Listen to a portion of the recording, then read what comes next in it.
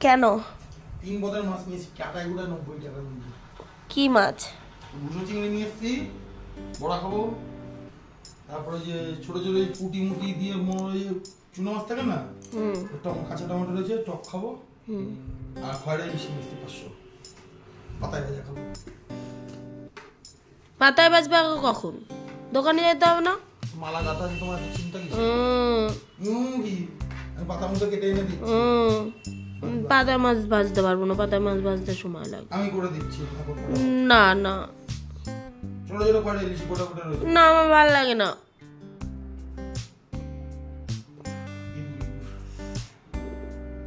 তুমি তোমার পছন্দেরই মাছ নিয়ে আইছো 3 রকমের। খয়রা ইলিশ আমার পছন্দ, তুমি তো খাও। Hello guys, welcome back to my channel. তা এই দেখো, সকাল সকাল বর মেয়েকে স্কুলে দিয়ে আসার পথে নিয়ে এসছে মাছ। তা ও আজকে 2-3 রকমের মাছ নিয়ে এসছে, কম পয়সায় পেয়েছিল। আর এদিকে ওই কাটাকাটি করছে, আমাকে বলছে তোমার কাটতে হবে না, তুমি রান্না করো। তা ও বলছে পাতায় ভাজা মাছ খাবে, মানে কলা পাতায় খয়রা ইলিশ মাছটা ভাজা হেভি লাগে। তো এদিকে ও কাটাকাটি করছিল আর আমি দাঁড়িয়ে দাঁড়িয়ে মাছগুলো ধুয়ে নিচ্ছিলাম। আর তারপরে হচ্ছে গিয়ে এদিকে এসেছিলো সবজি নিয়ে নিচ্ছিলাম। আর তারপরে তোমাদের দাদা ভাই এদিকে সব কিছু গুছিয়ে কেটে ফেটে দিয়েছে আমাকে, আবার মেয়েকে স্কুলে আনার টাইম হয়ে যাবে। আর এদিকে দেখো, এই কলা পাতায় মাছ ভাজাটা না সত্যি অসাধারণ হয় সেভাবে করতে পারলে। আর এদিকে নিয়ে নিয়েছিলাম আলু আর পেঁয়াজ, লঙ্কা, ধনেপাতা, এগুলো সব নিয়ে নিয়েছিলাম। আর এদিকে ভালো করে তোমাদের দাদাভাই সেগুলো মিক্সড করে নিচ্ছিল। আর এখানে দিয়ে দিচ্ছিল লঙ্কা, লবণ, হলুদ, এগুলো পরিমাণ মতন দিয়ে ভালো করে তোমরা মেখে নেবে। হ্যাঁ, আমাদের মতন আমরা ঝাল দিয়েছি, তোমাদের দাদাভাই যেহেতু একটু ঝাল খায়। আর শুকনো লঙ্কা গোটা দিয়েছিল আর তেল দিয়ে ভালো করে মেখে নিচ্ছিল, যাতে পরবর্তীতে আর তেল লাগবে না। আর তারপরে হচ্ছে গিয়ে কলা পাতাও আমরা নিয়ে নিয়েছিলাম, সেগুলো তোমাদেরকে দেখাবো। আর এদিকে তোমাদের দাদাভাই ভালো করে মেখে ঠেকে নিয়েছিল। আর মাছগুলো দিয়েও ভালো করে মেখে নেবে। মাছগুলো দিয়ে ভালো করে মাখা হয়ে গেলে 5 মিনিটের মতন রেখে দেবে। তারপরে হচ্ছে কলা পাতাগুলোকে নিয়ে নেবে, কলা পাতাগুলো কিন্তু ভালো করে মুছে নেবে। এইটা তোমরা কিন্তু রান্না করে খেয়ে দেখতে পারো বাড়িতে, খুব টেস্টি হয়। আর উপর থেকে অল্প একটু পরিমাণে ধনেপাতা দিয়ে আর একটু ভালো করে মেখে নিচ্ছিলাম, যেহেতু ধনেপাতার গন্ধটা একটু থাকবে। আর তোমাদের দাদাভাই এই কলা পাতাগুলো সেঁকে নিয়ে দেয়, কিন্তু ওর খেয়াল ছিল না, ও সেঁকে নেয়নি। তাই ভালো করে মুছে নিচ্ছিল জলটা। আর এইভাবে ও বাইরে আজকে ইন্ডাকশনে রান্না করবে, তাই জন্য ননস্টিকের কড়াইতে বসিয়ে নিচ্ছিল। যদি চাটু হতো ভালো হতো। আর এদিকে দেখো, কলা পাতা 2টো করে দিয়ে দেবে। আর মাছগুলো সাজিয়ে, ও প্রথমে আলু দিয়ে দিলাম, আমি বললাম মাছগুলো সাজিয়ে তারপরে হচ্ছে গিয়ে আলু ঠালু যে মশলাগুলো কেটে রেখেছিল সেগুলো দিয়ে দাও। তারপর ভালো করে দিয়ে ঢাকা দিয়ে বসে দিয়েছিল ইন্ডাকশনে। আর ইন্ডাকশনটা না তোমরা কমিয়ে দেবে, পুরো লোতে দিয়ে তারপরে করবে, আস্তে আস্তে করলে খুব ভালো হয় রান্নাটা। আমি 400-তে দিয়ে করেছিলাম। আর হচ্ছে গিয়ে আমি গ্যাসেই করতাম, তোমাদের দাদাভাই ওটাই করলো, ওটাই রান্না বসিয়ে দিয়েছিল। আবার মেয়েকে আনার টাইম হয়ে গেছিলো, তাই চলে গেছিলো মেয়েকে আনতে। মেয়েকে অল্প টাইমের মধ্যে স্কুলে আবার ছুটি হয়ে যায়, তাই আমি এদিকে বসিয়ে দিয়েছিলাম মোরলা মাছের টকটা। ও বলছিল মোরলা মাছের টক খাবে, তাই সর্ষে ফোড়ন দিয়ে মোরলা মাছের টক। আর এটা করব হচ্ছে কাঁচা টমেটো, দেশি টমেটো আর আলু দিয়ে ভালো করে, মানে আলু আর টমেটোটা কেটে নিয়েছিলাম কুচিয়ে, ওগুলো তোমাদের সাথে সেভাবে দেখাতে পারিনি। এটা হচ্ছে কি ভালো করে একটু নাড়াচাড়া করে ভালো করে একটু ভাপিয়ে নেবো। তার মধ্যে দিয়ে দেবো হলুদ আর লবণ পরিমাণ মতন দিয়ে ভালো করে ভেজে নেবো। যেই দেখবে হালকা হালকা ভাজা মানে নরম হয়ে গেছে, আমি আমার মতন যেরকম করেছি সেরকম তোমাদেরকে বলছি। তোমরা কে কীরকম করো সেটা জানি না, কিন্তু তোমাদেরটাও জানিও আর আমারটা তো আমি জানালাম। তা ভালো লাগলো অবশ্যই আমাদের চ্যানেলটা লাইক করো, কমেন্ট করো, শেয়ার করো, অবশ্যই সাবস্ক্রাইব করো। আর এদিকে দেখো, ভালো করে আমার তোমাদের সাথে কথা বলতে বলতে আমার টমেটো আলুটা ভাজা হয়ে গেছে। আর এখন দিয়ে দেবো একটু জল পরিমাণ মতন।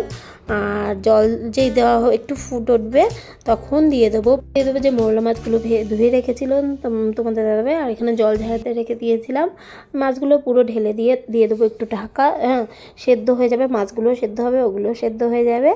আর দিয়ে দিয়েছিলাম একটু, আমার হলুদ কম হয়েছিল লাগছিলো, তোমাদের মতন তোমরা দিও হলুদ। আর আমি পরিমাণ মতন হলুদ দিয়ে ঢাকা দিয়ে দিয়েছিলাম। তারপরে মাছটা সত্যি খুব সুন্দর হয়েছিল টকটা। হ্যাঁ, তোমরা অনেকে তেঁতুল দিয়েও করতে পারো, কিন্তু আমি তেঁতুল দিইনি। আর উপর থেকে আমি একটু ধনেপাতা দিয়েছিলাম, টকে মনে হয় যত সম্ভবত ধনেপাতা কিন্তু আমি দিয়েছিলাম, ভালো লেগেছিলো, খুব সুন্দর হয়েছিল। এইটা দিয়ে প্রায় 1 থালা ভাত খাওয়া যায় টকটা দিয়ে। আর ওদিকে পাতায় ভাজা মাছটাও আমার প্রায় কমপ্লিট হয়ে গেছিলো, ওটা কমে বসিয়ে দিয়ে রেখেছিলাম। তোমাদের দাদাভাই আবার বললাম না মেয়েকে আনতে গেছে। আর এখানে আমার দেখো টকটা কমপ্লিট, মাখা মাখা হয়ে যাবে, তখন নামিয়ে ফেলবে। আর এদিকে ওটা বসিয়ে রেখেছিলাম এতক্ষণ ধরে, তোমাদের দাদাভাই আসলো, ওই বলেছে ওই করবে, তাই আমি আর ধরিনি সেইভাবে। আর এদিকে দেখো পাতা আবার উল্টে অন্য একটা পাতার মধ্যে দিতে হবে সে ভাজতে, আর এই পাতাটা হালকা হালকা যখন পোড়া লাগবে তখন ওটা। আর এদিকে দেখো আমার দুটো পাতাই ভাজা কমপ্লিট হয়ে গেছে। এই দেখো তোমাদেরকে দেখাবো কীরকম হয়েছে বলো তো, অসম্ভব সুন্দর গন্ধ বেরিয়েছিল, কি বলবো। এটা দিয়েও তোমরা একতলা ভাত খেতে পারবে। আর এর মধ্যে পেঁয়াজ থেকেও বড় হচ্ছে রসুনটা, যদি তোমরা গোটা, এটা বলতে আমি ভুলে গেছিলাম, রসুনটা যদি গোটা গোটা দাও না, সে ফ্লেভারটা আসে অসম্ভব সুন্দর। তোমাদের দাদাভাই মেয়েকে নিয়ে আসার পর বললো বাইরে বসেই খাবো, আর আমরা শীতের কয়েকদিন বাইরে বসেই খাচ্ছিলাম। আর শাশুড়ি দিয়েছিল উচ্ছে আলু ভাজা আর কচুর তরকারি। আর তোমাদের দাদাভাই বললো যে তুমি দাও খেতে, যেহেতু খিদা অনেক পেয়ে গেছিলো তাই দিয়ে দিয়েছিলাম। আর ও খেয়ে বললো খুব ভালোই হয়েছে, নিজে রান্না করে নিজেই বলছে, কিন্তু না আমিও খেয়েছিলাম। সত্যি তোমরা বাড়িতে করে দেখো, খুব সুন্দর। আর উচ্ছে ভাজা আমি খাই না, ওই খায় বেশি, তাই শাশুড়ি ওকেই দিয়েছিল। আর বাইরে বসে রোদে বসে খাওয়ার সে মজাই আলাদা। মেয়ে বাবার এসে দেখে মেয়েও বলছে মা আমাকে কলা পাতায় দাও, ওরা দুজন খেয়েছিল কলা পাতায়।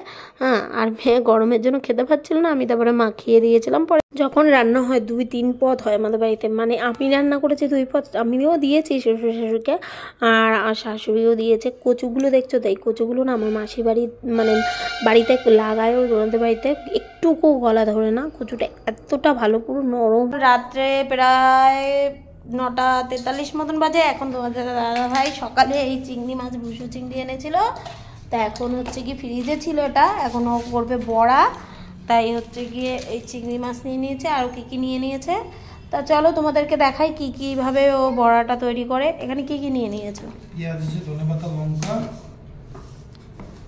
তা চলো দেখাই কিভাবে রান্না করে। এই নিয়ে নিলাম চিংড়ি মাছ,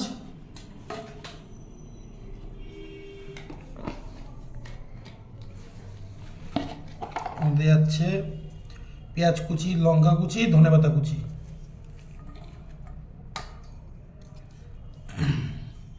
তার মধ্যে দিচ্ছি হলুদ,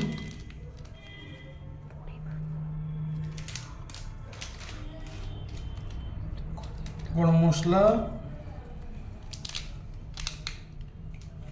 নুন স্বাদ মতন,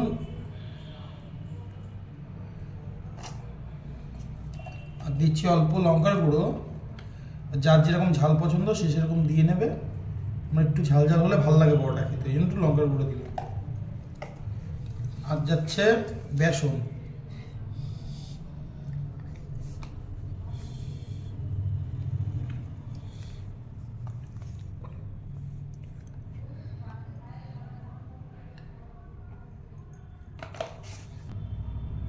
আর দেবো অল্প একটু চালের গুঁড়ো যাতে মুচমুচে হয় তার জন্য।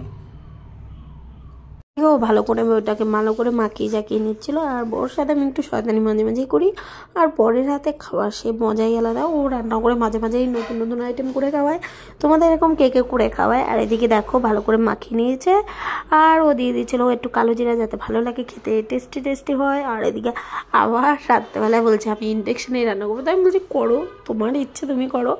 আর এদিকে কড়াই তো গরম হয়ে গেছিলো, কড়াইয়ের ভিতরে দিয়ে দিচ্ছিলো সাদা তেল। আমরাও না বেশিরভাগই সাদা তেলটাই খাই, সরষের তেল খুব কম, সরষের তেল যেটা লাগে সেটাই খাই।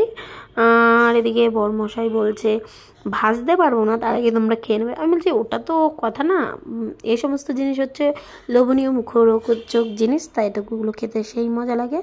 আর এদিকে ভাজা হচ্ছিল। আর মানে চিংড়ি মাছের বড়া বলে কথা, শীতকালে না যে কোনো বড়া সেই রকম লাগে।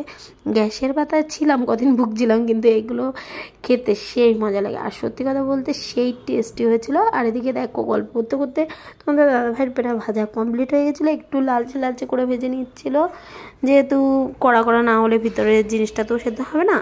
আর অনেককে না বসেছিল, শেষে হচ্ছে আমার মেয়ে, আমার ননদের মেয়ে, ওরা সবাই বসেছিল, ওরাও খাবে বলে। আর গাবলায় তুলতে পারেনি সত্যি কথা বলতে, তার আগে গাবলা পুরো ফাঁকা হয়ে গেছে। হ্যাঁ, আর এই দেখো এই একটা লোভা দেখতে পাচ্ছ, এদিকে লোবাগুলো পরপর বসে রয়েছে খাচ্ছে, আর ওদিকে ননদ মেয়েও খাচ্ছিল, কিন্তু হচ্ছে কি যেই আমি লোবা বলছে ওরা হাততালি আর কি মারছিলাম, আর এদিকে বড় লোবা খাচ্ছিল আর আমরা ছোট লোবাগুলো খাচ্ছিলাম। এই নিয়ে আমাদের মধ্যে ইয়ার্কি ঠাট্টা মজা সবসময় চলতে থাকে। দেখো গাবলা পুরো ফাঁকা হয়ে গেছে না, আর ও খাচ্ছে, বলছে মা আমাকে একটা বড় দেখে দাও, বড় দেখে। আর ননদ মেয়েকে বললাম তুই বাবা জল ভর, যেহেতু জল তেষ্টা পেয়ে যাবে সবারই। এদিকে সবাই মিলে তোমাদের দাদাভাই ভাবছে, আর আমরা সবাই মিলে সবগুলো খেয়ে ফেলছিলাম। তোমাদের দাদাভাইয়ের জন্য সেভাবে রাখিনি, তোমাদের দাদাভাই বলছে আমার জন্য এক পিসও রাখুনি। আর বললাম না, এরপরে ভেজো, তুমি খেও।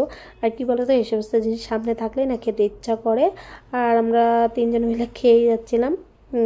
তা তোমরা এরকম বাড়িতে বানিও, কিরকম লাগে অবশ্যই জানিও। আর আমাদের ভিডিও তো চলো টাটা বাই বাই, নেক্সট ভিডিওতে আবার একটা নতুন ভিডিও নিয়ে আসবো। আর তোমরা জানিও আমাদের ভিডিওগুলো কেমন হচ্ছে, লাইক কমেন্ট শেয়ার করো। আর গুড নাইট, টাটা। এইভাবে আমাদের শয়তানি মিষ্টি মিষ্টি ভিডিওগুলো আসবে। চলো।